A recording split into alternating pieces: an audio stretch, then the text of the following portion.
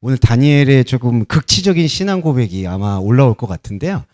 다니엘을 가만히 보면 오히려 욥보다 더 신앙적으로는 나쁜 사람이에요. 예, 신앙적으로 나쁘다는 거는 그만큼 고백을 더 깊게 했다라는 뜻일 수 있습니다. 왜 신앙적으로 나쁘냐 하면은 요셉과 좀 비슷하다고도 볼 수도 있어요. 요셉 같은 경우도 자신의 처세술을 이용해서 애굽의 총리 대신이 되거든요. 근데 그 총리 대신이 된 거에 대해서는 저희가 뭐라고 할 이유가 없습니다. 냉정히 말해서 크리스찬은 뭐 정치적인 이유, 경제적인 이유에 대해서 일단은 그 사람에 대해서 편견을 가질 이유는 없어요. 그 사람이 어떤 선택을 했든지에 대해서 비판은 할 수 있겠지만 신앙적인 양심으로 그것을 판단할 권리는 없다고 생각을 해요. 제가 이런 말씀을 드리는 이유는 만약에 창세기에서 나오는 요셉 같은 경우가 애굽의 총리 대신이 됐다는 건 우리 근현대사로 말하면 좀 일제 식민지 시대에서 조선인이 총독부에서 일을 했다라는 것과 똑같은 원리이거든요. 그러면 사실은 민족주의적인 입장에서 봤을 때는 그거는 상당히 비판받아 마찬가지인 거죠. 우리가 사실 근현대사 교회의 역사를 봤을 때 신사참배 여부를 가지고 정통과 이단을 구별하던 때도 있었어요. 그러니까 그 부분에 대해서 되게 민감하게 작용할 수도 있겠죠. 하지만 그리스도인은 그 사람이 사회나 정치적 상황에서 어떤 선택을 했는지에 대해서 그걸 가지고 신앙적으로 판단할 거는 일단 아니라는 거죠. 근데 문제는 뭐냐 하면 요셉도 마찬가지고 다니엘도 거기에 하나님의 이름을 왕과 교환을 한다는 거 있어요.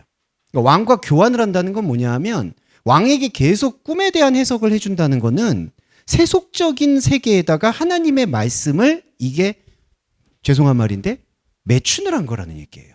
이게 바로 간음입니다. 예. 그래서 십계명에서 중요하게 얘기하는 거는 살인과 간음이에요. 살인과 간음이라는 거는 결국 어디에서부터 파생되느냐 하면 다른 신을 보지 못할 때부터 나와요. 십계명을 분석을 해보면 십계명의 제1계명은 나 외에 다른 신을 섬기지 말라는 거예요. 그러면 거기서 다른 신을 섬기지 말아야 될 때 다른 신이 누군가를 깨달으라고 하는 게 십계명의 본질이고 다른 신은 결국 나의 체렘, 나의 본질이라는 겁니다. 그래서 사실은 십계명에 대해서 우리가 신앙 고백을 하려면 저는 다른 신을 섬기지 않을 수가 없다라는 걸 고백해야 돼요. 왜냐하면 내가 체렘, 다른 신이니까, 다른 본질이니까. 그러니까 나의 의와 나의 노력으로는 하나님께 도달할 수가 없기 때문에 주님, 당신이 주셨던 그 명령은 처음부터 지킬 수 있는 명령이 아니었습니다라는 게 고백으로 나와야 돼요. 그래야지 살인하지 마라, 간음하지 마라, 이웃의 아내를 탐하지 마라, 도둑질하지 말라가 성립이 되는 거예요. 그런데 다른 신을 섬기지 말라는 거에 대한 신앙 고백이 복음이 아니라 율법으로 여전히 갖고 있다면 나머지 것들은 그대로 있다라는 얘기예요. 살인은 무엇이냐? 우리 안에 있는 영적 자아를 돌보지 않는 게 살인이고요. 간음이 무엇이냐? 나한테 주어져 있는 혼적인 가능성으로서의 말씀의 흔적을 하나님의 본질적인 영이 아니라 내가 생각하는 왕의 세력과 세속적인 권력에 의해 팔아넘기는 것을 바로 간음이라고 얘기한다는 거죠. 근데 이게 다니엘의 고백이 우리의 고백이 될 수밖에 없는 게 이때 당시에서는 왕이라는 권력이 있겠지만 우리가 살고 있는 크리스찬의 삶에서도 우리가 가지고 있는 이른바 달란트라는 거를 세상에게 보여줘서 명분은 빛과 소금이 된다고 말을 하지만 세상한테 보여줘서 세상한테 현혹시켜서 세상으로부터 유익을 얻으려고 한다는 거예요. 그래서 문제가 많다는 겁니다. 다니엘은 바로 그 사실을 깊게 고백하고 있는 이야기고 우리는 그걸 고백으로 읽어야 되는 것이지 이것이 하나님의 말씀을 힘입었더니 어떤 세상, 하나님을 모르는 세상의 왕들과 세상의 권력도 설복시키고 감동시키고 설득했더라. 그런 이야기로 읽게 되는 순간 말씀은 왜곡되고 변질된 겁니다. 그래서 우리가 이 선지서를 읽을 때 선지서가 다른 복음이 되는 경우는 농후해요. 어떻게 읽느냐? 하나님이 도움을 주셔서 이방의 왕들을 설득했다라는 식으로 이해를 하면 그 모든 선지서의 해석과 적용은 복음이 아니라 율법이라는 거죠. 그래서 우리는 이게 복음의 관점에서 율법이 아닌 복음의 관점에서 읽어 내려가야 되기 때문에 약간 어려움들이 저는 있다고 생각해요. 왜 어려움이냐? 첫 번째로는 이거를 그대로 순서적으로 읽기가 곤란해요. 자, 이게 무슨 의미냐 하면 자, 순서적으로 읽는다는 거는 스토리로 읽는 거예요. 스토리로 읽는다는 건 뭐냐? 아까 제가 말씀드렸던 이방의 왕들이 있고 하나님을 섬기는 다니엘이 있는데 이방의 왕들이 하나님을 섬기는 다니엘을 시험하고 근데 하나님의 시험에 대해서 다니엘이 이겨내서 하나님께서 복을 주었다. 이게 일종의 스토리예요. 그리고 이게 바로 유대교에서 말하는 어떤 탈무드적인 해석이에요. 그런데 자, 이거를 복음으로 읽는다고 했을 때는 어떻게 읽어야 되느냐? 사실은 처음부터 재구성을 해서 읽어야 돼요. 그건 로마서가 우리한테 단초를 가르쳐 준 거예요. 의인은 없나니 하나도 없다라는 그 개념이 구약에도 그대로 적용이 된다면 다니엘은 지금 자기가 의를 가지고 진짜 의로서 세상 왕을 대한 게 아니라는 것을 반증하는 겁니다. 그러면 의로서 세상 왕을 대한 게 아니라면 하나님의 의가 아니라 하나님의 말씀을 빙자해서 대했다는 거예요. 그러니까 결국에는 다니엘 안에는 마음속에서는 하나님을 즐거워하는 영의 법이 있지만 표현하고 행동하고 나타내는 법은 육신의 법이라는 거죠. 이게 바울의 로마서 고백과 또 연결되는 거죠. 오호라 나는 공고한 몸이다. 내 안에는 하나님의 영을 즐거워하는데 내 밖에 있는 죄의 법이 나를 사로잡는다라고 고백하는 것과 마찬가지의 신앙 고백으로 읽어야 된다는 겁니다. 자, 그러한 스토리로 조금 이어가 보도록 할게요. 자, 벨사살은 누구냐? 느부갓네살의 아들입니다. 느부갓네살의 아들인데 뭐 아들인지 아닌지 그게 뭐 정확하지 않다는 설도 있어요. 근데 제가 말씀드리고 싶은 건 그게 중요한 게 아니라 여기서 중요한 건 권력이라는 게 아들까지 내려왔다는 얘기입니다. 이게 아들까지 내려왔다는 거는 그냥 역사적으로 뭐 조선 왕조도 그렇고 다른 왕조들도 이제 그 혈육으로 연결이 되잖아요. 근데 여기서 우리가 주목해야 되는 거는 그렇게 혈육으로 혈족으로 이렇게 아들 딸로 이게 내려왔다. 이거를 강조하려는 게 아니라 이 하나님에 대한 이름이나 하나님에 대한 생각이 지금 아버지 아들로 연결되고 있다라는 거를 지금 나타내고 있는 거예요. 이게 변질됐다는 뜻입니다. 그러니까 창세기에서 하나님께서는 나는 아브라함의 하나님이요 이삭의 하나님이요 야곱의 하나님이다. 이건 어떤 거냐 하면은 이 신앙이라는 거는 말씀이라는 거는 각자 안에 찾아오는 1대1의 사건인 거지 이렇게 아들과 아버지 때로 이어지는 그러한 신앙의 전통으로 이어지는 것이 아니라는 거예요. 곧 신앙과 전통은 등식이 아니라는 거예요. 신앙은 각자 안에 들어오는 사건이에요. 물론 모태신앙이라든지 뭐 3대째 믿는 집안이라든지 이런 영향은 있죠. 어렸을 때부터 교회를 간다든지 어렸을 때부터 어떤 교회 문화를 접한다든지 영향은 있을 수 있어요. 성경을 더 빨리 볼 수는 있어요. 하지만 그거는 환경이지 말씀의 본질이 아니에요.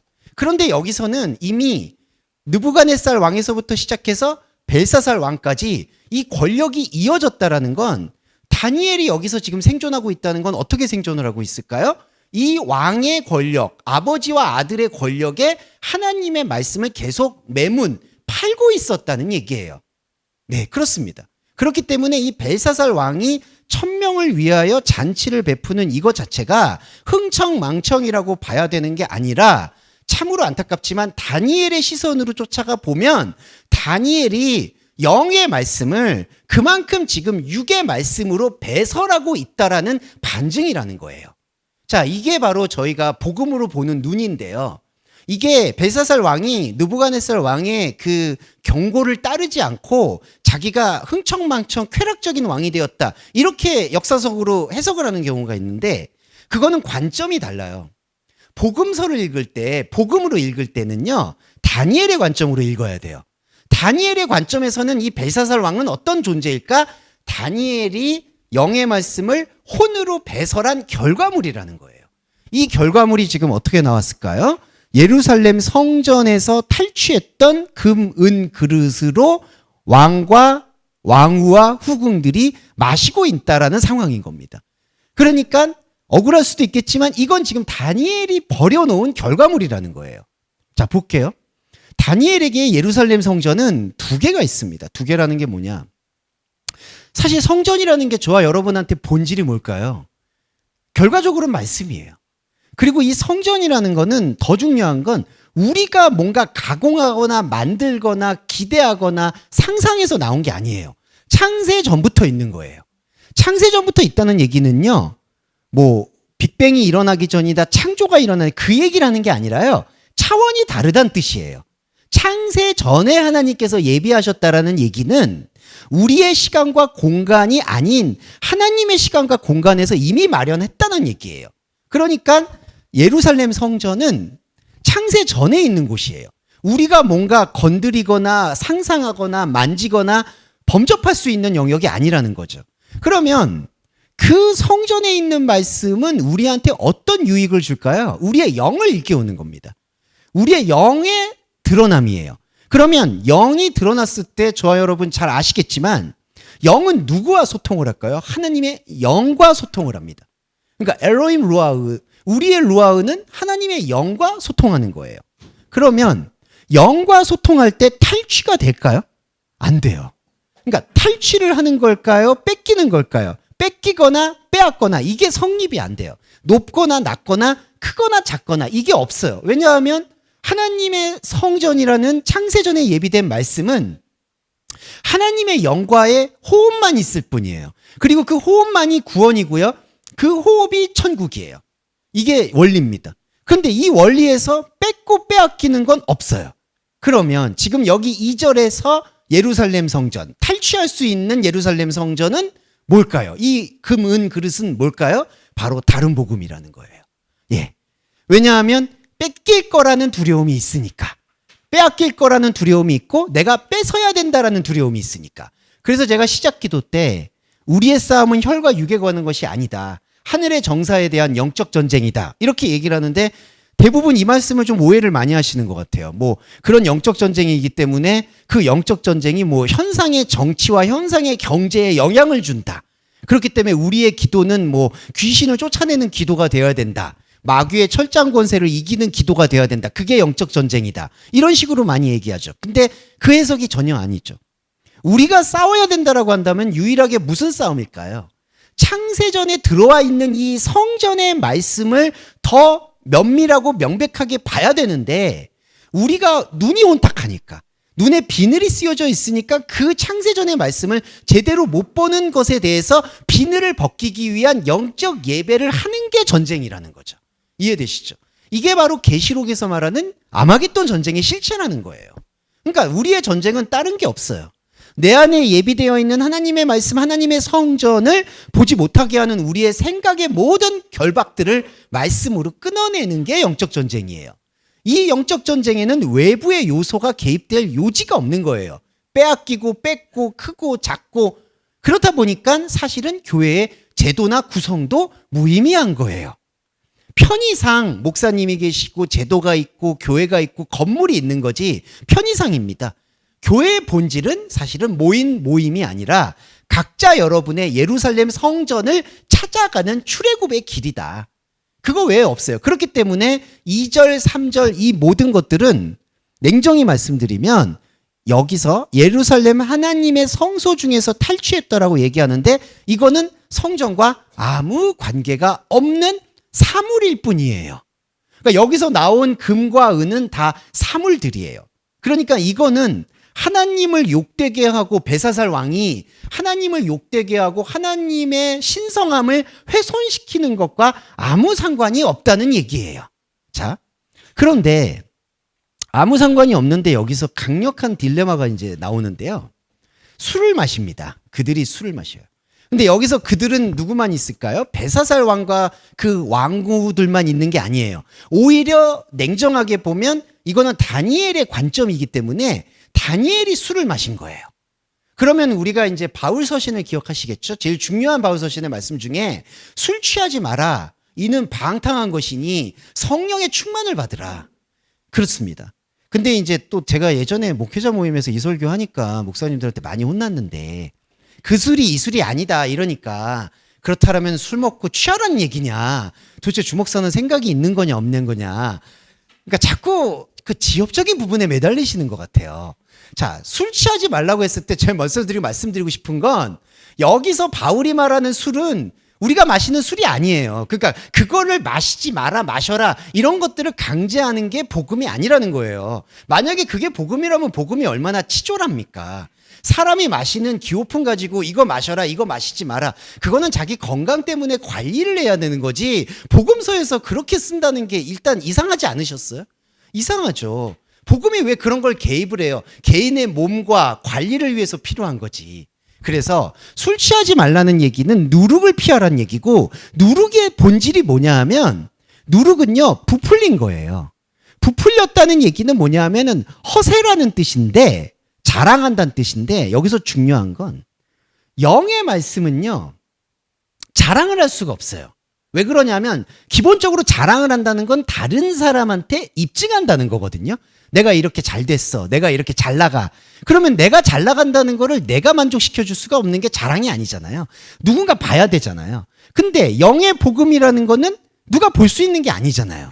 여러분과 여러분 안에 있는 영이 주고받는 호흡이기 때문에 이게 자랑할 수가 없는 거예요. 그래서 복음서는 주 안에서 자랑하라고 하는 거예요. 다른 데 자랑할 수가 없으니까. 그리고 자랑이라는 게 의미가 없으니까. 그런데 그 자랑하고 있는 것들이 드러나는 게 뭐냐? 바로 누룩이에요. 그러니까 영의 말씀은 영으로 풀어야 되는데, 영은 영으로 흘러가서 숨을 쉬어야 되는데, 그 들숨을 받아가지고 날숨을 하나님에게로 뱉는 게 아니라 세상한테 뱉게 낸다는 겁니다. 그게 누룩이에요. 왜냐하면 자, 영의 말씀이 있죠. 이거 좀 복잡하지만 말씀드릴게요. 영의 말씀이 영으로 들어와요. 그러면 0에서 0으로 흘러요. 그러면서 이게 강해져요. 강해진다는 건 바로 영적 체질이 된다는 겁니다. 이게 바울이 말한 영의 몸이 되는 과정이에요. 그러니까 저와 여러분이 예배를 하면 할수록 제가 담대하게 말씀드릴 수 있는 건 여러분의 영적인 체질이 강해지는 거예요. 여러분이 인정하시든 인정하지 않든 여러분의 혼이 흔들리든 안 흔들리든 이 영의 관점은 강해져요. 이거를 점강순환이라고 얘기해요. 에스겔이 말하는 바퀴 안에 바퀴예요. 계속 움직여서 쌓여요. 이게 영의 생명이에요. 그런데 보세요. 이 영이 혼으로 뱉어버려요. 그러면 자, 여기 민감한 부분인데 말씀드릴게요. 원래 우리는 혼에서 종교가 있어요. 혼의 종교에서 영을 만나요. 혼의 종교를 끊어내고 영으로 가요. 그리고 또 혼의 종교를 끊어내고 영으로 가요. 그러면서 영이 강해져요. 그런데 이게 그렇게 이루어지지 않고 혼에 있었던 게 영으로 갔는데 영에 있던 걸 갖다가 다시 혼을 돌아다 봐요. 그럼 어떻게 될까요? 혼은 또 종교가 있어요. 그러니까 현혹이 되는 거예요. 영은 영이 풀어야 되는데 영으로 갔던 혼의 흔적이 다시 혼의 흔적으로 돌아와요. 그러면 어떻게 될까요? 이 혼이 계속해서 부풀려지는 거예요. 이게 누룩이에요. 바리새인의 누룩을 왜 조심하라고 얘기할까요? 바리새인은 우리 안에 다 있어요. 특정한 사람들이 아닙니다. 베드로도 바리새인이고요. 바울도 바리새인이에요. 저희도 바리새인의 성정이 있어요. 바리새인의 누룩은 바로 하나님의 말씀이 영의 본질의 말씀이죠. 영의 본질의 말씀이 우리 안으로 들어왔어요. 근데 우리 안으로 들어오면 우리의 혼을 끊어내고 이거를 영으로 돌려보내야 되거든요. 자, 이게 강해지잖아요. 자, 영이 들어왔어요. 그러면 이 영을 받았을 때 내가 신앙 고백을 해야 되겠죠. 아, 혼이 아니었구나. 이건 영이구나. 그럼 영이 들어왔을 때 영으로 보내요. 근데 바리새인의 누룩은 영으로 들어왔어요. 근데 내가 가지고 있는 종교적 가능성 있죠, 여러분. 그 혼적인 가능성, 방언하고 기도하고 능력받고 어떤 신앙의 습관들, 여러분 있죠? 그게 이 영으로 들어온 걸 받아가지고 이 영을 다른 걸로 부풀리는 거예요. 이게 바로 술입니다. 그래서 여기 보시면 제가 좀 길게 말했지만 그들이 술을 마셨다는 건 바로 다니엘의 혼적인 종교성이 술을 마셔서 취했다는 거고요. 다니엘의 혼적인 종교성이 바로 금, 은, 동, 쇠, 나무, 돌로 만든 신을 찬양하게 되는 거예요. 그러니까 이게 지금 다니엘이 지금 낳고 있는 퍼포먼스라는 겁니다. 그러면서 문제가 뭐냐. 맨날 문제라고 얘기해서 죄송해요. 예, 뭔가 복음이 기뻐야 되는데 예배는 기쁠 순 없습니다, 여러분. 그거 그냥 각오하고 들으세요. 예. 여기서 큰 문제가 나오는데 사람의 손가락들이 나타나요. 자, 하나님이 이거 어떤 분들이 옛날에 제가 이제 이단 종교에 심취할 때, 심취라는 건요, 제가 거의 빠졌다는 얘기가 아니라 이제 이단 연구를 할 때 이제 모든 종교에서 가장 난이도가 높은 이단이 요 메겔 요거를 많이 써요. 조금 있다가 나오는데 이게 무슨 제가 좀 이따가 말씀드릴게요. 그거 제가 나 외웠었는데 이거 메겔 뭐지? 메네메네 데겔 우바르신 이거 이거를 풀어내는 자만이 원어를 풀 수 있다. 그래가지고 옛날에 결정적으로 막 사람들이 경쟁해서 메네메네 데겔 우바르신을 뭐 해석하고 그랬었어요. 자. 근데 여러분 결론부터 말씀드리면 그거 아무 의미 없어요. 매네매네 하는 거 그냥 주문이에요, 주문. 아무 의미 없고요. 중요한 게 인식은 뭐냐면 5절에 사람의 손가락이 나타났다는 거예요. 근데 여러분 이게 하나님께서 뭐 나타나가지고 마음에 썼다. 하나님께서 벨사살 왕에게 경고의 의미로 써줬다. 이렇게 많이 해석을 하는데 냉정히 말씀드리면 그건 전혀 아니에요. 지금 다니엘에 가지고 있는 누룩이 인간적인 생각 앞에 흔적을 남긴 거예요. 그러니까 이거는 하나님이 쓰신 글씨가 아니라요. 사람의 두려움이라고 보시면 돼요. 이게 왜 두려움이냐면요. 글씨라는 거에 대해서 좀 말씀드리고 싶습니다. 글자 쓰는 손가락. 하제 파스 예다디 카테바. 자, 글자라는 게 카테바인데요. 이 카테바에 대해서 먼저 말씀드리면 이 카테바가 법이에요. 위임하다, 선포하다는 뜻이에요. 자, 글이라는 것과 말과의 차이를 좀 말씀드리고 싶은데 말은 번복을 하거나 흘려보낼 수 있어요. 말이라는 것. 근데 글이라는 거는 이른바 사람끼리의 공신력을 가지고 선포를 해서 그 사람을 지배해요. 그러니까 성경이라는 게 위험한 게 성서가 돼버리면 곧 복음이 아니라 율법이 돼버리면 사람을 지배해버리는 영으로 숨을 못 쉬게 만드는 감옥이 되는 역할을 하는 게 오히려 성경이에요. 성서죠, 성서. 근데 여기도 마찬가지예요. 여기 보시면 글자라는 카테바라는 거는 법이 돼버린 거예요. 근데 여러분, 로고스하고 레마 잠깐 말씀드릴게요. 로고스가 글이에요. 지금 저와 여러분한테 지금 6,000년 전부터 여기 내려왔던 게 지금 쓰여 있죠. 이 그라포, 글이에요. 로고스는 글자라고 볼 수 있습니다. 근데 여러분 제가 저번에 말씀드렸지만 레마가 있죠, 레마. 그 레마는 뭘까요? 말이에요, 오히려. 그러니까 글은 사람들을 지배하기 위한 하나님의 명령으로 로고스가 주어졌는데 그 로고스가 우리 안으로 들어와서 하는 역할이 뭐냐 하면 우리가 오히려 로고스를 나를 지배해 주는 하나님의 언약과 하나님의 글씨로 받아들이려는 그 욕망의 머리를 끊어버리고 깨버리는 거예요. 그게 레마예요. 그래서 성서에서 성경이 되는 거는 우리한테 주어져 있던 이 카테바, 이 글자, 우리한테 우리를 규정하고 우리를 억압하고 우리를 다스리고 우리를 힘들게 하려는 그 율법을 복음으로 깨는 게 로고스에서 레마로 가는 과정이라는 거죠. 그러면 레마는 어디에 가서 인정을 받을까요? 영한테 인정받는 거예요. 영과 호흡하는 거예요. 자, 그러니까 여러분 혼은 로고스로 쓰인 거고요. 근데 물론 로고스가 다 혼만은 아니에요. 절대로. 근데 형식적으로 말씀드리면 로고스는 우리한테 주어져 있는 카테바, 글자예요. 근데 이 글자가 글자로 머무르는 게 아니에요. 이 글자가 우리를 지배하고 있었던 율법이었구나라는 것을 깨닫게 해주는 게 예수 그리스도의 십자가고요. 그 십자가를 이해하게 될 때 우리는 글자, 로고스에서 레마로 넘어가는 거예요. 유월하는 거예요. 이게 유월절이에요. 이해되시죠? 그래서 십자가 복음이라는 게 우리의 글자의 모든 글자 안에 갇혀있는 감옥에서부터 우리를 해방시켜 주시는 거예요.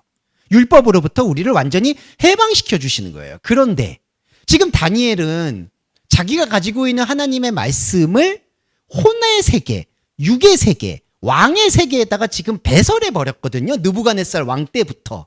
그러니까 이제는 돌이킬 수가 없는 글자가 돼버린 거예요. 나는 이제 절대로 하나님을 형식적으로 벗어나면 죽는 거구나. 나는 온전히 죽을 때까지 이제 하나님을 섬겨야 되겠구나라고 생각을 해버려요. 근데 여러분 그게 레마가 되지 못한 로고스예요. 이게 감옥이에요. 정말 이런 말씀 드리면 좀 그렇지만 우리 기독교인들에게 가장 이 아킬레스건이 바로 요 지점이에요. 나는 평생 하나님을 섬겨야 되겠구나. 여러분 이거 되게 좋은 말 같죠?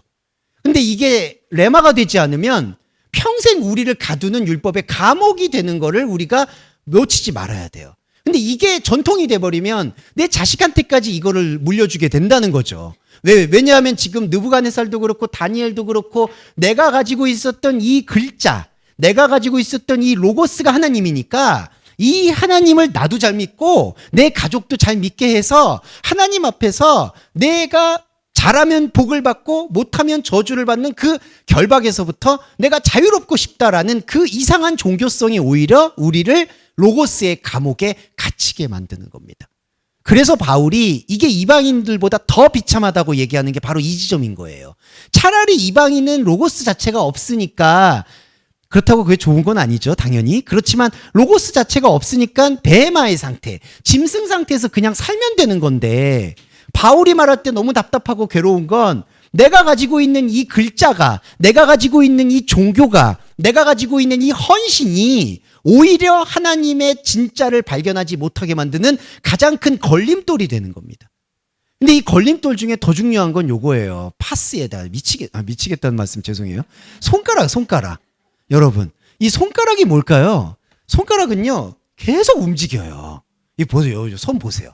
이게 사람 몸 중에 제일 빨리 움직이는 게 손이라고 뭐 제가 들었는데 이게 근거는 없습니다. 근데 자, 손이에요. 손은 생물이에요. 그러니까 이게 왜 제가 미치냐고 말씀드리냐면, 자, 글자는 율법이에요. 글자는 갇혀 있어요. 그래서 우리를 지배해요. 근데 문제는 우리를 지배하고 있는 게 우리의 시간을 다 잡아먹는 거예요. 왜냐하면 손가락은 생물이거든요. 그러니까 생물이라는 얘기는 뭐냐 하면 우리가 살고 있는 시간 동안에 만약에 그냥 카테바 글자라는 게 저 위에 그냥 매달려 있으면 그냥 보고 말면 되잖아요. 근데 그게 아니라 그 위에 매달린 율법이 우리 안으로 들어와서 자꾸 시키는 거예요. 그래서 여러분 신약 성경에 보시면은 예수님이 바리새인들 꾸짖을 때 손가락을 까딱하지 않는다 이런 얘기를 하잖아요. 그걸 은유를 반대로 해석을 해보시면요, 손가락을 고정시켜 놓고 우리를 계속해서 우리 시간 동안에 노예가 되게 만든다는 뜻이에요. 손가락. 그래서 여러분 글자 쓰는 손가락이라는 뜻은 뭐냐 하면 사실은 이 글이라는 거는 죽어버렸고 화석 같은 건데 이게 율법이고 죽은 법이거든요. 근데 이 죽은 법을 갖다가 계속해서 재생시키는 게 바로 요 손의 역할이라는 거예요. 그래서 여러분 이 손이라는 게 우리의 혼의 신앙생활을 말하는 겁니다. 그래서 제가 자꾸 말씀드려서 좀 아쉽고 높아심에서 계속 말씀드리지만 우리의 신앙이라는 거는 딱 하나예요. 말씀을 들어서 영으로 숨을 쉬는 것 이상도 이하도 없어야 돼요. 절대로. 왜냐하면 그게 아니라 그래도 우리가 뭔가 하나님께 해야지, 그래도 우리가 뭘 해야지, 그래도 우리가 기도해야지, 그래도 우리가 뭔가 밖에 찾아야지, 이렇게 되는 순간 이 손가락은 부활해버려요. 저주의 부활입니다. 왜냐하면 이 글자, 죽어있는 조문을, 죽어있는 율법을 우리 안에 다시 살게 만들어서 우리의 혼을 다시 발버둥치게 만드는 거예요. 그래서 우리의 신앙생활은 철저하게 이 글자 쓰는 손가락으로부터 벗어나야 되는 거죠. 근데 보세요. 이것만 좀 말하고 쉬었다 갈게요. 근데 보세요. 왕이 얼굴빛이 변해요. 이건 다니엘이 변하는 거예요, 여러분. 왜 변할까요? 왜 얼굴빛이 변할까요? 이게 만약에 영의 숨을 쉬는 사람한테는 이 글자 쓰는 손가락이 나오든 안 나오든 세상적인 현상으로 어떤 일이 벌어지든 안 벌어지든 그거를 하나님이 내게 주신 사인으로 해석하진 않습니다.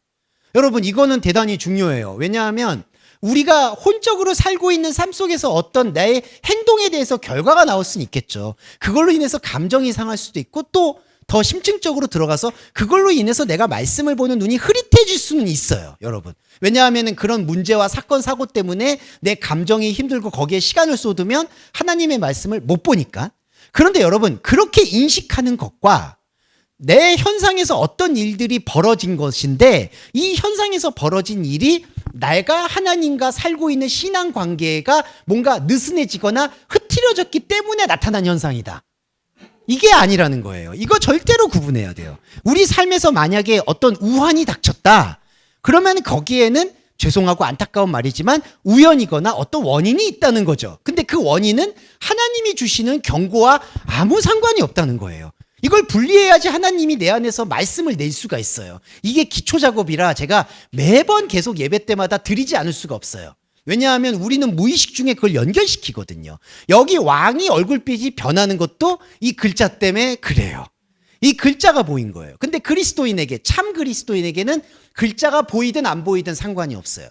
여기서 말하는 글자는요, 요즘 말로 말하면 이란하고 미국하고의 전쟁 상황이라든지 유가 폭등이라든지 내가 취업이 잘 안 되는 문제라든지 돈이 잘 안 벌리는 문제라든지 세금 폭탄을 맞았다든지 이런 거예요, 여러분.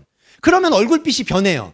근데 여러분 여기서 분리를 해야 되는 건 뭐냐? 이 얼굴빛이 변한 건 영의 주원규가 아니라 혼의 주원규라고 인식을 해야 돼요. 근데 지금 보세요. 다니엘은 여기에 완전히 연루가 돼버려서 벨사살 왕이 또 찾아요. 예. 그래서 제가 연결하겠습니다. 바로 연결할게요. 이 교만한 다니엘 말씀드릴게요. 왜 다니엘이 교만할까요? 자, 교만함과 휘브리스, 이제 헬라어로는 휘브리스인데요. 교만과 누룩이 똑같아요. 예. 그래서 예수님은 그 반대를 얘기했죠. 나는 온유하고 겸손하다고 얘기했죠. 자, 교만과 술 취한 게 왜 똑같냐? 교만이라는 단어가 어떤 거냐면요. 교만이라는 단어는 히브리어도 그렇고 헬라어도 이렇게 가지를 내는 걸, 이렇게 크게 열매를 내는 걸 말해요. 그러니까 이렇게 큰 종려나무나 이런 나무가 되게 무성하게, 지금도 이제 벚꽃 같은 것도, 벚꽃은 그래서 제가 복음으로 말하면 그렇게 좋은 건 아닌데 그냥 눈으로 보면 좋은 거니까 당연히 좋다고 생각합니다. 이런 것도 적용이라 안 뺄게요. 뭐냐 하면 되게 흐드러지는데 엄청 많이 피죠. 그러니까 되게 화려해 보이는 거예요. 그리고 되게 영향력이 있어 보이는 거예요. 그게 교만이에요. 그러니까 교만이라는 거는, 인성이 교만하다는 거는 우리 동양적인 생각인 거고요. 교만하다는 거는 내가 가지고 있는 말씀이 이런 세상에 어떤 식으로든 선한 영향력을 행사한다라고 믿거나 믿으려고 하는 그 의지가 교만한 거예요. 하나님의 말씀이 세상에 부풀려져서 세상에서 이 말씀을 보고 교회를 다닐 수 있으면 좋겠다라고 생각하는 게 술 취한 거고 교만한 거예요. 예수님은 그래서 완전히 반대를 얘기한 거예요. 나는 온유하고 겸손하다. 요거 교만의 반대인 겸손 설명드리고 갈게요.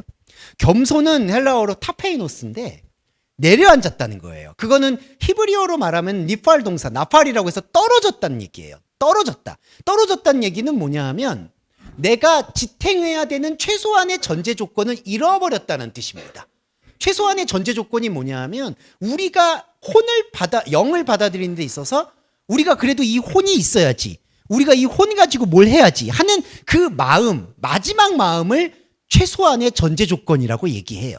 근데 겸손하다는 거는 뭐냐 하면 그 전제 조건도 떨궜다는 거예요.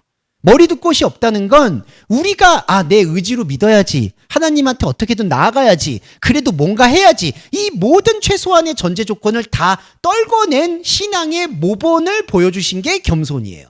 그러니까 겸손은요, 혼으로, 세상으로, 육으로 보여줄 게 아무것도 없는 거를 겸손이라고 얘기하는 거예요. 그러니까 예수님 십자가가 왜 나왔죠? 최소한이라도 예수님에게서 뭔가 세상하고 엮을 만한 게 보였어야 되는데 제자, 백성, 다니엘, 제사장 모든 사람들이 예수님한테 처음에는 기적을 보고 따라다니다가 나중에는 그 기적을 자기 유익을 위해서 행사를 안 하니까 버린 거예요. 왜 버릴까요? 겸손하니까. 그러니까 세상에 대해서 뭔가 빛과 소금이 될 만한 아무것도 안 보이니까 너무 겸손하시니까 버리는 거예요. 그래서 여러분, 우리가 이제 교만이라고 제가 이 키워드를 잡은 거는 우리가 동하는 동양 사상을 버려야 돼요.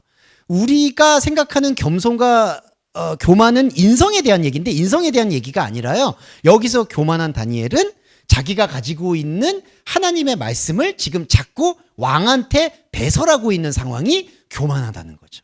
그래서 여기 보시면은 교만하다는 것에 대해서 여기 나옵니다. 다니엘이 교만한 이유 하나만 말씀드리고 쉬었다 갈게요. 자, 벨사살이여, 왕은 그의 아들이 되어서 이것을 알고도 아직도 마음을 낮추지 않고 오히려 자신을 하늘의 주제보다 높이는 게 아닙니까? 라고 얘기를 해요.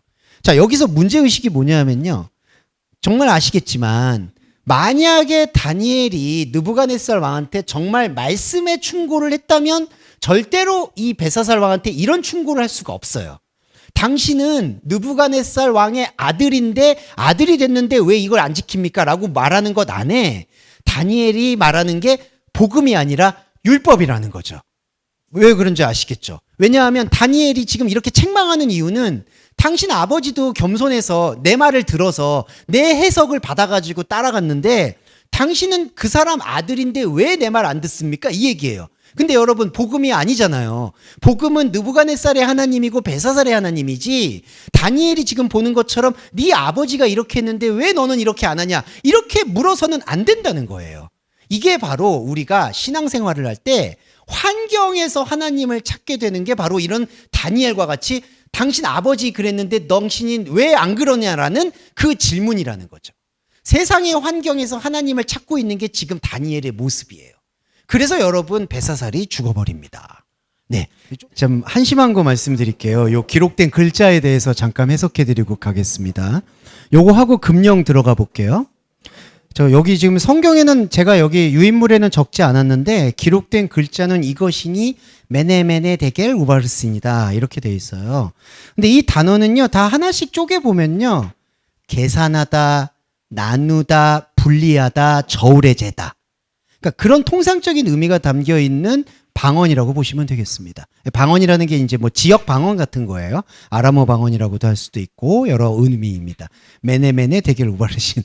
근데 이건 그냥 어떤 거냐? 이게 통칭하고 있는 의미가 뭐냐? 여기서도 풀리기도 하는데요. 무슨 뜻이냐면은 지금 다니엘이 한심한 것도 있는데 뭐냐? 다니엘이 한심하다기보단 다니엘은 이미 연류가 돼 버렸으니까. 이게 다 뭐냐? 분리하고 저울에 달고 나누는 거. 이게 다 어떤 거죠? 다니엘의 이름하고 똑같아요. 다니엘이 하나님의 심판자라는 의미거든요. 심판이라는 게 뭐냐 하면은 시시비비를 가리는 사람을 말해요. 오늘날로 말하면은 판사, 법관을 말한다는 거죠. 그런데 하나님께서는 과연 우리한테 법관이 되라고 목회자나 선지자의 역할을 주셨을까? 그게 아니죠. 그런데 이 성경 자체를 이미 다니엘처럼 보게 된다? 당신 아버지도 이렇게 했는데 당신은 왜 이렇게 하지 않느냐라고 하는 그 복음이 가지고 있는 영적인 순수성을 이렇게 술 취한 걸로 둔갑시켰잖아요. 그렇게 해서 술 취한 걸로 지금 꿈도 해석하고 있고 그 술 취한 걸로 하나님을 모르는 이방의 왕들을 지금 현혹시킨 거거든요. 그러면 그 현혹시킨 상태에서 나오게 되는 다니엘의 역할은 뭐냐? 벽에 나온 이 글씨의 실체는 뭐냐? 다 복음이 율법으로 변한 거라는 뜻이에요. 그러니까 메네 데겔 우바르신의 그 의미들은 다 나누고 쪼개고 저울에 달아보고 근데 하나님의 말씀이 어디 이런가요? 하나님의 말씀이 이렇게 너 잘했어 못했어 너 잘했으니까 복을 받고 못하면 저주받고 이게 아니에요. 하나님의 말씀이라는 것은 그냥 영의 몸입니다. 제가 아까 첫 시간에 말씀드렸듯이 계속 말씀에 저와 여러분이 노출이 되면 여러분이 인정하든 인정하지 않든 여러분 안에는 영의 생명력이 창세전의 생명력이 흐를 수밖에 없어요. 제가 흐를 수밖에 없다라고 얘기한 거는 이건 하나님의 언약 체계이기 때문이에요. 하나님의 언약 체계는 하나님이 움직일 수밖에 없는 체계를 말하는 거예요. 말씀이 바로 레마가 되는 게 로고스가 레마가 되는 게 바로 그 지점이에요. 저희가 해야 될 예배는 바로 그거예요. 그러면 그거는 분리하고 나누고 판단할까요? 그렇지 않습니다.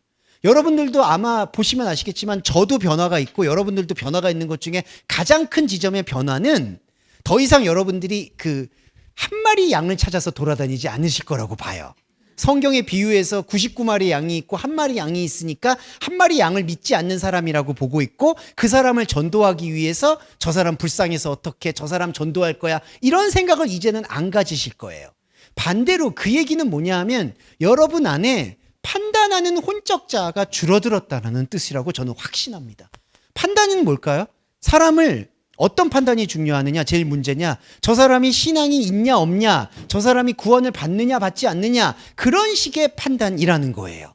우리가 삶을 살면서 판단하는 거 시시비비 가르는 건 당연히 해야 되는 거예요. 그러니까 자, 이 뜻 메네 데겔 우바르신이라는 것은 세상을 살면서 혼은 당연히 할 수밖에 없는 거예요, 여러분. 그런데 지금 다니엘이 술 취해 있는 게 뭐죠? 지금 술 취해 있어서 율법으로 지금 하나님 앞에 나아갔잖아요. 하나님의 말씀을 율법으로 해석하고 있잖아요. 율법으로 해석한 상태에서 시시비비를 가리는 것 자체가 이미 다니엘의 복음이 변질되었다라는 뜻이고 지금 이 다니엘서의 말씀은 그 변질된 거에 대한 신앙 고백이라고 읽으셔야 된다는 겁니다. 이게 5장의 말씀이고요. 그러니까 영의 차원은 이 말씀을 듣는 것 자체가 몸이 되는 거고요.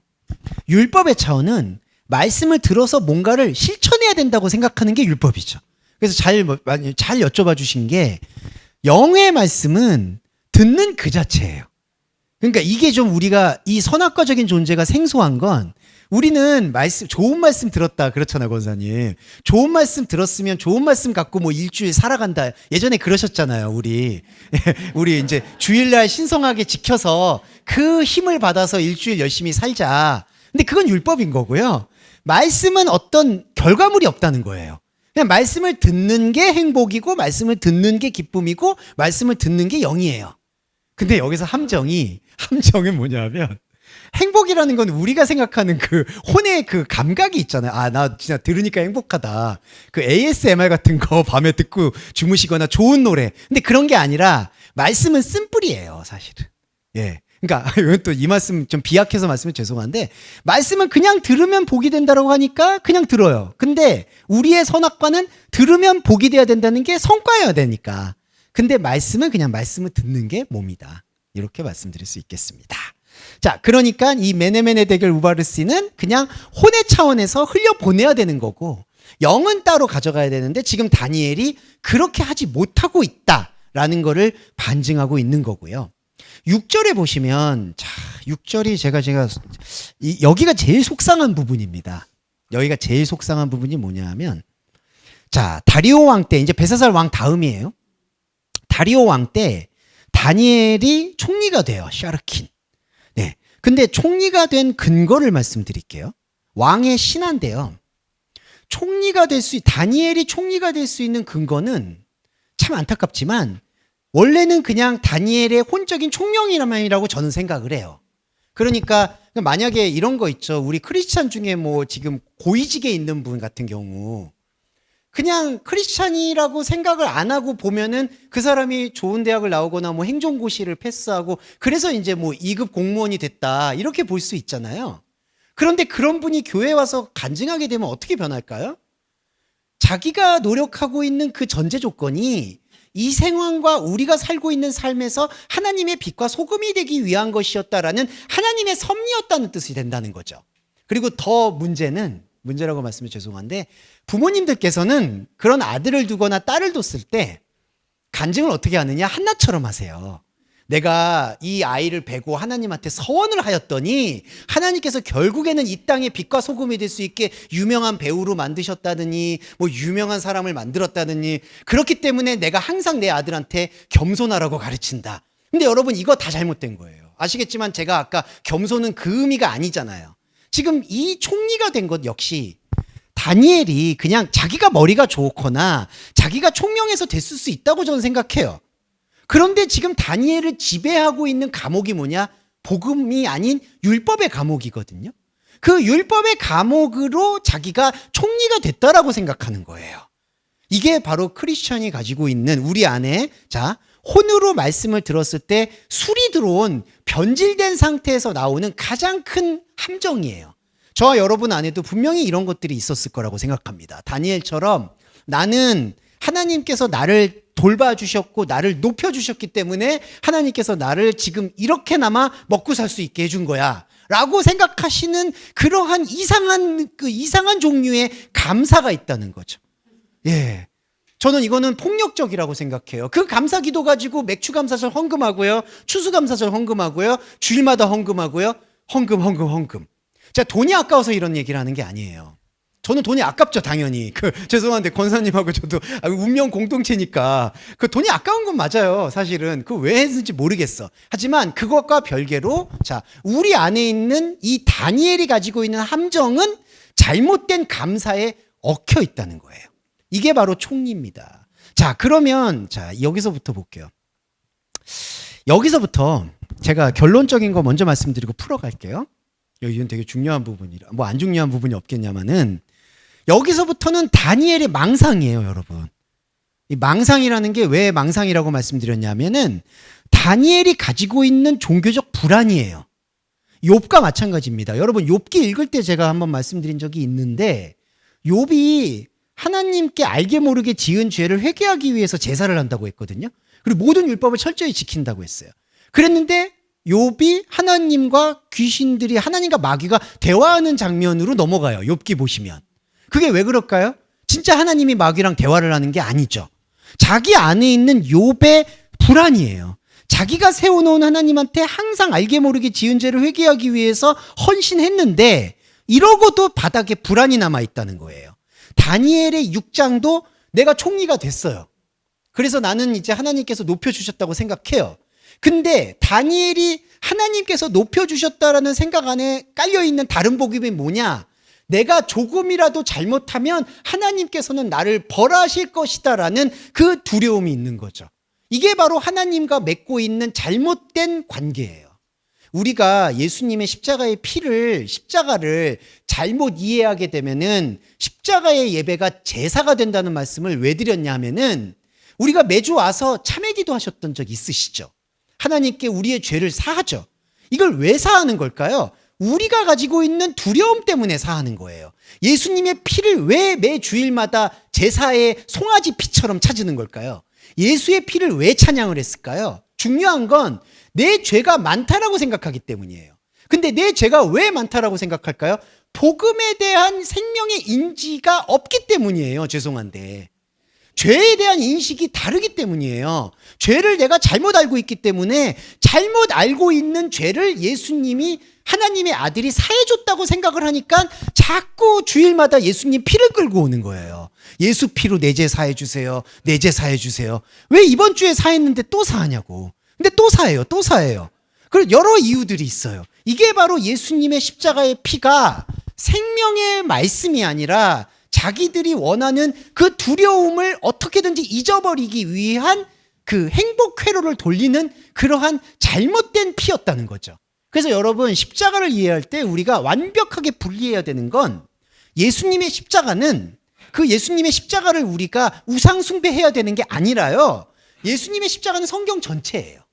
예수님의 십자가를 통해서 보게 되는 성경 예배는 내가 내 안에 하나님의 존재가 있을 수가 없었구나. 나의 혼으로는 의로움을 추구할 수가 없었구나라는 것을 깨닫는 방향으로 예배하게끔 되어주는 유일한 길라잡이가 십자가라는 거예요. 그러니까 예수님이 우리가 잘못 알고 있는 죄를 사해 주시기 위해서 십자가에서 피를 흘린 걸 믿는 게 십자가 복음이 아니라는 겁니다. 십자가 복음은 우리가 우리 안에 하나님이 없었다라는 사실을 모든 성경 말씀을 통해서 발견하게 해주는 유일한 방향타인 것이죠.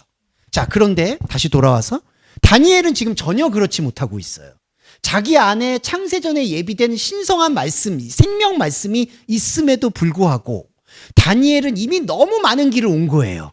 이미 술 취해서 왕과 세상과 그리고 세상의 빛과 소금이 된다라는 미명하에 세상과 복음을 이미 너무 많이 섞어버린 거예요.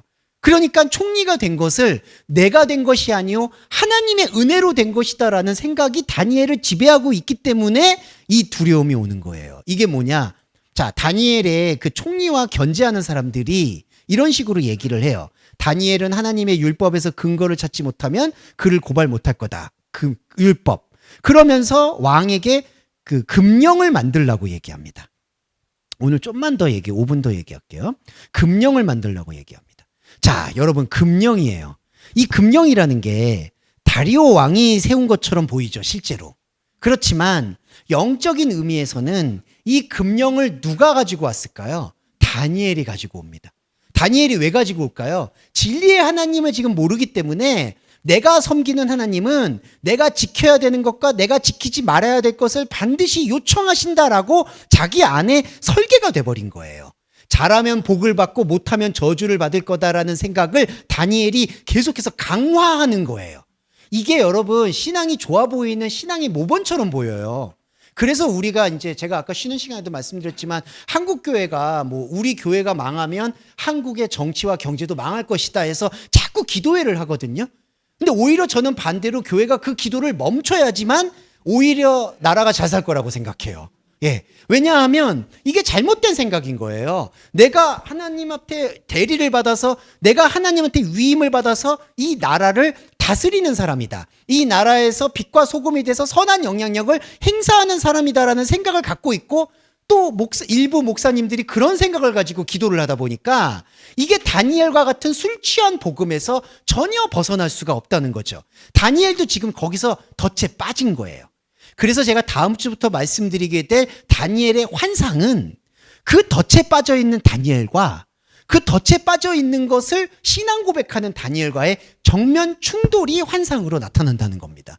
그때 보면 아주 접입가경이에요. 보시면 알겠지만 다니엘이 완전히 자기 안에 자아가 탈탈 털리는 걸 볼 수 있으실 거예요. 근데 여기서는 뭐냐? 금령이라는 게 바로 다니엘이 내가 뭔가 하나님 앞에서 지켜야 될 것이 무엇인가를 스스로 찾는다는 거죠. 근데 하나님은 이런 거를 강요한 적도 없고 명령하신 적도 없어요. 그래서 여러분 이게 제가 이제 메타 퀘스천이라고 해서 요 원리를 좀 말씀드리면 다리오 왕이 금령을 내렸는데 이 스토리가 뭐냐 하면 그 금령이 뭐냐 하면 내가 명령하는 동안에는 다른 신을 섬기거나 다른 신에게 절을 할 수가 없다. 그걸 어기면 사자굴에 넣을 거다. 이렇게 금령으로 만든 거라는 거예요. 근데 여러분 이게 다 다니엘의 불안에서 나오는 망상이라고 이해하셔야 돼요. 그러니까 이런 거죠. 항상 묻는 거죠. 아, 내가 하나님께서 세워주셔서 내가 이 땅에서 이만큼 먹고 살 수 있게 되었는데 내가 하나님한테 뭔가를 잘못하게 되면 분명히 없어질 거야. 내가 하나님 앞에서 보여줄 수 있는 신앙의 충정이 뭘까라는 걸 끊임없이 생각하게 된다는 거예요. 이게 다니엘의 다른 복음이에요. 자, 다니엘의 다른 복음이 뭘 나타났느냐? 세상에서 나한테 하나님한테 헌신하는 걸 이렇게 핍박하고 박해해도 나는 하나님을 절대로 믿을 거야. 내 신념을 강조할 거야. 이 스토리가 정면으로 충돌하는 게 바로 금령을 어긴 다니엘, 그럼에도 불구하고 사자굴에서 살아난 에피소드. 이렇게 연결되는 게 6장의 스토리라는 거죠. 근데 여러분 이거를 제가 아까 전체적으로 말씀드렸어요. 그리고 이 챕터 21절의 챕터를 제가 보응과 평강이라고 지었던 이유는 자, 원래 평안은 자 보시면 그리스도인에게 원래 평안은 무엇이냐? 원래 평안 말씀드리고 싶어요. 창세전의 평안이에요. 자, 여기서 이제 제가 다시 한번 정리하고 가야 될 게 그리스도인의 평안은 하나님의 평강이에요. 하나님의 평강. 하나님의 평강은 세상이 주는 것과 달라요. 그렇죠. 기억하시죠? 자, 세상이 주는 것과 다르면 더 좋은 평강일까요? 그게 아니죠. 이해되시죠? 그러니까 하나님이 주시는 평강은 우리가 느끼는 희노애락에서 느끼는 그 감각적인 평강이 아니라는 거예요. 하나님이 주시는 영의 평안은 에이렌의 하나님과 나와의 연결이에요. 연결. 거기에는 우리한테 마음이 평화롭다든지 고민이 없다든지 그런 감각적인 세계가 없어요. 그러니까 그런 의미의 평강이 아니라는 거예요. 그런데 다니엘이 지금 말하는 평강은 뭐냐? 21절부터는 그 평강에 대한 이야기를 하고 있거든요. 다니엘이 왜냐하면 사자굴에서 살아났으니까. 그런데 다니엘이 사자굴에서 살아난 그 이후에 나타나는 평강은 어떤 거에 대한 평강이냐? 자기가 만들어낸 망상에서부터 나온 평강이에요. 자, 하나님이 주시는 진짜 평안은 이 외부 세계와 상관없이 우리한테 주어지는 영의 순수함입니다. 이 순수함은 세상의 어떠한 논리와 세상의 어떠한 감정도 범접할 수가 없어요.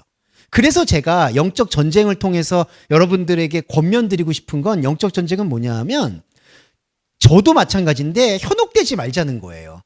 왜냐하면 우리는 외부 세계가 흔들릴 때 나의 신앙을 항상 들여다보려고 하거든요. 근데 그러지 마시라는 거예요. 그러니까 일부러 더 나태하게 사셔라, 말씀 보지 마시라 이런 게 절대로 아니고요. 외부가 흔들린다고 해서 그러니까 내 몸이 어려워진다든지 그냥 직접적으로 말씀드릴게요. 내 관계가 어려워진다든지 내 일이 어려워진다든지 혹은 내 일이 잘 된다든지 이런 거에 의해서 하나님을 판단하고 하나님의 평강을 구하지 말라는 거예요. 이게 신앙의 원리입니다. 그러나 다니엘은 이미 너무나 많은 길을 걸어왔기 때문에 보응하는 거, 잘하면 복을 받고 못하면 저주를 받는 그 프레임에서 평강을 찾을 수밖에 없다는 거예요.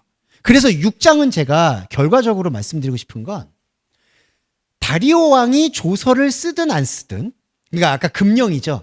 너 내가 말하는 기간에는 절대로 다른 신 섬기지 마. 그랬는데 그렇게 말하는 것도 다니엘에게서 나오는 상상력이고요. 거기서 자기가 결단을 했잖아요. 여기 보시면 스토리가 금령을 내렸는데 그 금령을 안 지키고 다니엘이 절을 해요. 그래서 왕의 신하들이 질투해서 고발해요. 그래서 사자굴에 넣어요. 사자굴에서 살아나요. 자, 이 모든 파노라마가 어디에서 오는 파노라마냐? 다니엘의 상상에서 오는 파노라마라는 거예요. 여기서 한 가지 더 첨언을 드릴게요. 그러면 사람들이 물어보는 게 있어요. 아니 그러면 이거 사자굴에 집어던지거나 뭐 이런 얘기가 그러면 거짓말인 거냐? 그럼 그냥 꾸며낸 거냐? 자, 여기서 논점이 중요한 게, 자, 첫 번째 논점은 다니엘의 시점이에요. 다니엘의 시점이라는 거는 다니엘의 혼적 세계로 우리가 같이 들어가는 겁니다. 그러니까 다니엘서라는 게요, 여러분 신앙 고백이잖아요. 그럼 누구의 신앙 고백이냐? 다니엘의 신앙 고백이고요. 다니엘의 내면 세계로 우리가 같이 들어가는 걸 말하는 거예요. 다니엘의 내면 세계에서 저 왕이, 저 세상의 왕이 나한테 이렇게 금령을 내려도 나는 이걸 지켜서 하나님께 영광을 돌려야지 하는 회로가 돌아가는 게 지금 다니엘의 세계라는 거예요. 그러니까 이거는요, 실제로 사자굴에 들어갔냐, 들어가지 않느냐, 채식을 했냐, 안 했냐, 풀무불에 던져졌냐, 던져지지 않았냐, 이게 중요한 게 아니라는 거예요. 여러분 이해되시죠? 그러니까 이게 중요성이 아니고 이거는 실제로 일어날 수도 있고 일어나지 않았을 수도 있어요. 자, 그러면 두 가지 확률이에요. 정말 사자굴에 들어갔는데 살아나는 확률도 있고요. 실제로도 이 확률은 있어요. 그때 당시에. 이 다니엘만 살아난 게 아니에요. 다른 종교 문헌 보시면요, 다른 종교를 섬기는 사람들은 사자보다 더해요. 용의 수십만이가 들어왔는데 이겼고요. 석가모니는 보시면 아시겠지만 1만 번뇌를 이겨낸 사람이에요. 이 다니엘은 비교가 안 돼요. 사자굴, 요 고작 사자굴? 요 정도면 안 돼요. 지금도 죄송해요. 제가 이제 이방 종교를 잘 알고 있기 때문에 카마슈트라에 수행하시는 분들은 80일 동안 물도 안 먹고 금식도 해도 살아남아요. 저기 이제 인도에 가면은. 예, 그러면 이 다니엘의 기적은 깜도 안 되는 거죠. 제가 이 말씀 드리는 이유는 뭐냐. 사자굴에서 살아날 수도 있고 살아나지 않을 수도 있어요. 근데 문제는 살아나느냐가 중요한 게 아니라 그게 하나님이 지켜주는 게 아니라는 걸 우리가 관통해서 읽어내야 된다는 거예요. 우리가 예배를 한다는 거, 구약성경, 특히 구약성경을 읽어낸다는 건 그 말씀의 결과를 해석하는 게 중요한 게 아니라 다니엘의 심정체계로 쭉 들어가서 다니엘이 왜 이런 행동들을 하고 있는 걸까? 그게 내 모습과 어떻게 비교되는가? 그거를 들여다보셔야 되는 거죠. 바로 이겁니다. 그러면 하나만 말씀드리고 마무리할게요. 우리는 이 보응과 평강이 어떤 요소를 갖고 있을까? 요 요소를 우리가 과거를 반추해 보시는 건 후회나 회개가 아니라 과거와 결별하는 겁니다. 뭐냐? 자, 우리가 신앙생활을 할 때 그냥 가볍게만 말씀드려요. 가볍지만 중요한 문제가, 저의 예를 들면 제가 어떤 시험을 앞두고 있었어요. 저한테는 인생에서 중요한 시험이고. 근데 이제 목사님이 항상 그랬어요. 그런 중요한 일들을 앞둘 때마다 하나님한테 진지하게 기도해야 된다. 예. 저는 그대로 받아들였어요. 그래서 20일 새벽 기도를 했습니다. 근데 그 20일 새벽 기도를 하려는 시작점이 뭐였냐면 나는 그거 기도를 안 해도 붙을 것 같거든요. 근데 이 지금 다니엘과 마찬가지인 거예요. 너가 교만하지 않니? 그래도 기도를 해야 되지 않겠니? 이 저한테 되게 심각한 얘기였던 것 같아요. 그러니까 이 지금 다니엘이 말하는 것처럼 금령이 떠오르는 거예요. 너가 지금 하나님과의 관계가 소홀한 것 같은데? 금령이 떠올랐어. 그래서 나는 새벽 예배를 나가면 안 되는 상황이었거든요. 그때 회사가 9시까지 가야 되는데 제가 새벽 예배를 하고 가면은 10시까지 가야 돼. 그러면 다른 사람한테 다 민폐야. 근데 저는 그걸 어떻게 생각했느냐? 내가 민폐가 되더라도 민폐는 생각이 안 나고요. 내가 하나님에 대한 이 충정, 하나님이 나에게 금령을 주셨고 너 진짜 시험에 붙으려면 나에 대한 충성심을 보여줘야 돼. 이거는 최소한이야. 이거를 제가 들으니까 이게 저한테 딱 박혀버리니까 20일 나간 거예요. 그러니까 10시에 출근은 웬걸 12시에 출근하게 되네요. 피곤하니까. 그러니까 회사는 회사대로 난리가 나고 저는 저대로. 그렇지만 다니엘 말씀처럼 나는 절대로 이 사자굴, 나를 핍박하는 이 하나님을 모르는 이 범속한 사람들의 무리에 속하지 않는다. 나를 12시에 출근한다고 욕하는 이 사람들이 그래 너희들은 지져라. 나는 하나님을 믿겠다. 죄송해요. 위약적으로 말씀드린 게 아니라 저의 간증이 그래요. 그랬더니 시험에 붙었어요. 이게 재앙이에요, 여러분. 그냥 붙으니까, 야, 내가 이렇게 세상 사람들의 핍박을 다 견뎠는데도 내가 이렇게 하나님께 꿋꿋하게 지켰더니 하나님께서 나의 기도를 들어주셨구나. 하나님은 이기는 존재구나. 제가 다니엘을 예전에, 죄송해요. 그 특별 새벽 기도 갔던 교회에서 했던 다니엘서 해석이 딱 그거예요. 아무리 세상에서 뭐라 그래도 듣지 말아라. 하나님을 믿어라. 그러면 하나님께서 너에게 더 큰 것을 주실 것이다. 근데 그게 저한테 왜 더 안 좋았냐고 말씀드리냐면 그 다음에 시험을 붙으니까 그 방식대로 또 돌아가는 거예요. 또 신앙이. 그러면 더 큰 것이 나오면 이제는 더 큰 20일이 아니라 40일, 80일 더 큰 신앙생활을 해야 되겠구나라고 움직이게 된다는 거죠. 자, 저와 여러분 안에도 우리가 십자가 복음 앞에서 노출했을 때 우리 안에 신앙의 요소가 그랬다라면 이제는 그런 부분을 떨궈내야 될 수밖에 없구나. 이게 하나님의 평강과는 관계가 없는 평화였구나. 다니엘이 만들어낸 사자굴이었구나. 그러니까 여기서 완벽한 차이 하나만 말씀드리고 끝낼게요. 완벽한 차이는요. 자, 냉정하지만 하나님은 다니엘이 사자굴에 있을 때 있었을까요? 없었을까요? 냉정히 말하면 다니엘의 생각 속에 있는 하나님은 있었어요. 왜냐하면 내 하나님이 나를 지켜주겠지. 하지만 그 하나님은 부적이에요, 여러분. 왜냐, 내가 사자굴에 떨어져도 풀무불에 던져져도 하나님은 나를 지켜주겠지 하는 그 하나님은 부적이에요. 하나님은 그런 식으로 우리를 지켜주는 게 아니라는 거예요. 그래서 오히려 여러분, 오히려 여러분의 혼과 저의 혼은 뭘 결기를 나타내야 되냐? 여기에 하나님이 없다라고 생각을 해야 된다는 거예요. 실제로도 없어요. 하나님이 우리를 돌봐주시는 생명의 방법론은 이게 아니에요. 영의 흐름 속에서 나오는 것이지 혼의 흐름 속에서 우리를 달래주거나 우리를 견책하거나 우리한테 당근과 채찍을 주는 하나님은 더 이상 없습니다. 그거를 우리가 선포하는 게 다니엘서의 핵심이라고 저는 생각해요. 네, 그 부분을 묵상하시면서 이제 좋은 음악회에 참여하시면 좋을 것 같습니다. 자, 정리기도와 주기도문으로 마무리하겠습니다. 살아계신 하나님, 당신은 어디에 살아계십니까? 저의 혼의 집착과 저의 혼의 아집에 살아계시지 않았다는 것을 고백할 수 있게 해주심을 너무나 감사드립니다. 다니엘의 이 신앙 고백이 우리 안에 그대로 들려왔습니다. 우리가 금령을 만들어 놓고 우리가 하나님을 섬긴다고 발버둥치고 우리가 하나님께 이 세상의 위기에서 건져달라고 기도하던 그 모든 헛짓거리를 우리는 어떻게, 이 수치심을 어떻게 감당해야 될지 모르겠습니다. 하지만 이 수치심 앞에, 십자가의 복음 앞에 농예되고 녹아내리는 것을 경험했습니다. 우리 동서말씀교회 교회 여러분들의 진정한 신앙 고백은 다니엘과 같이 하나님이 아니었던 다른 복음에 누르게 주치되었던 그 술 취함에서 깨어나서 그리스도의 온전함을 발견하게 된 것에 있습니다. 구하옵기는 우리 안에 있는 영의 순환이 하나님의 말씀의 기도가 더 깊어질 수 있도록 인도해 주시기를 요원할 뿐입니다. 그리스도 앞에서, 하나님의 생명 앞에서 우리 안에 온전한 말씀만 흘러 넘칠 수 있도록 배려해 주실 것을 요청드립니다. 우리 주 예수 그리스도의 이름으로 감사하며 기도합니다. 아멘. 주기도문 함께 하겠습니다.